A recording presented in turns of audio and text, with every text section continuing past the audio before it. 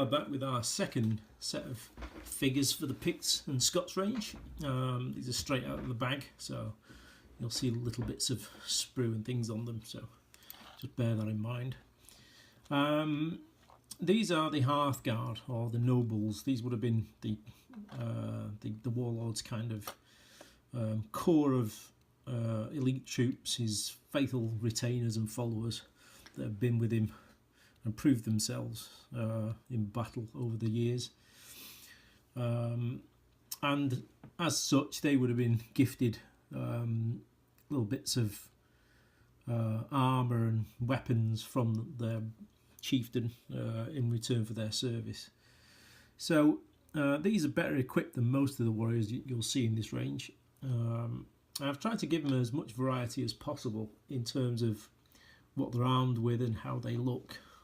So some are not even armoured, like these two guys here. I've not really given them any armour. I've given them helmets, which would have been quite quite common for people of this stature, no doubt. But I've not given them anything else. They would have been armed with spears, but they have got swords, so they are armed better. One of them with a overarm spear thrust and one with an underarm kind of defending look as he's leaning back, kind of bracing himself maybe. And this one kind of lunging forward.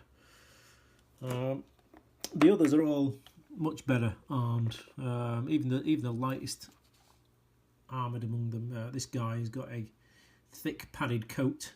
And the more researchers delve into the Dark Ages, this kind of padded armour becomes more and more apparent. We always assume that it's a medieval thing, but it's not really. The Romans had padded armour.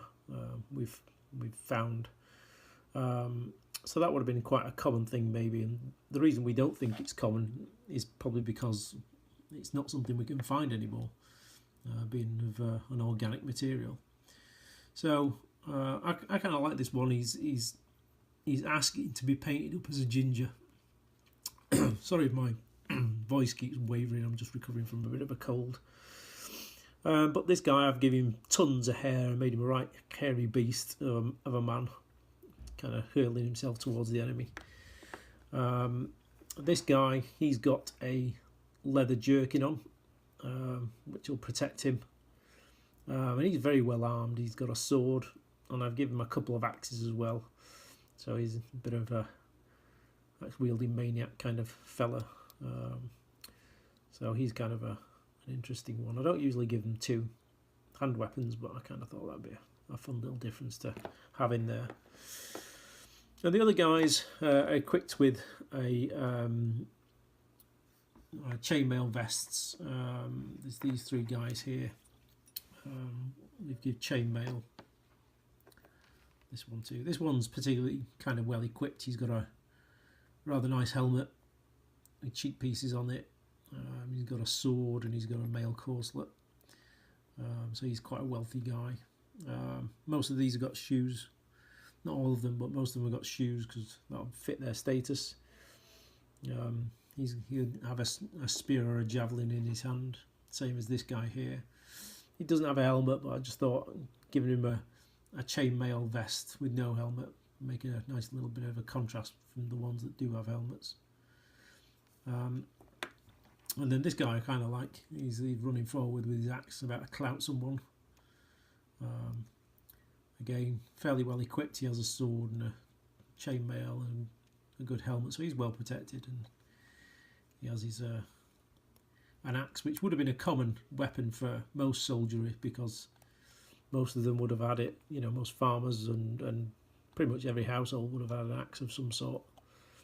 So it's the go-to weapon, I imagine, for that kind of period. So people would have been able to be fairly well used to using them. And the last guy here, he's kind of, I don't know, he stands out for me as being the most well equipped, even though he's probably not. He has a sword.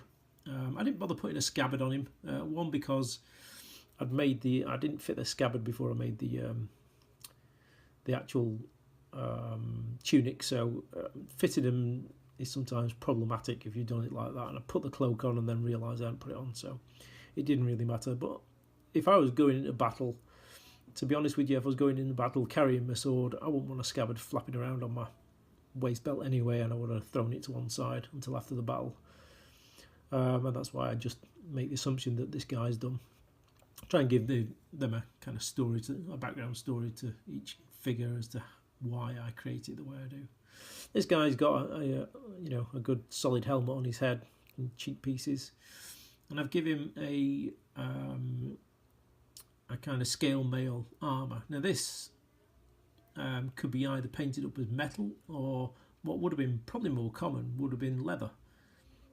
So personally for me, I'll paint him up with a leather corselet on, and a steel helmet, and his sword, and he has a cloak fitting him, which gives him a bit more of a status looking kind of character figure. And he would quite happily work as an officer figure for a unit. You wouldn't have to really, stretch the imagination too far. You could put him as an officer for a unit if you wanted to. One thing about these Hearthguard that I will say though is they'd fit pretty much any Irish warband as well, in my personal opinion. I think you could quite happily use them as your Fianna if you wanted armoured Fianna, because the Fianna I do at the moment doesn't have armour. I've just done them kind of poor as we imagine the Irish armies to be.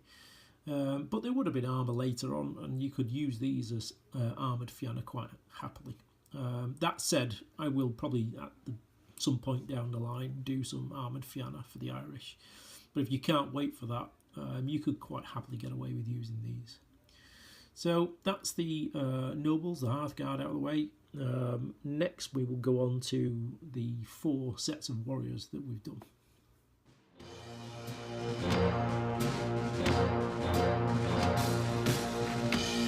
Hear ye, hear ye. Footsore Miniatures, 28mm historical miniatures. Footsore takes pride in the highest quality metal models, available in the UK, US and worldwide.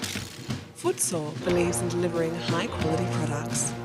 Find out more at footsoreminiatures.co.uk.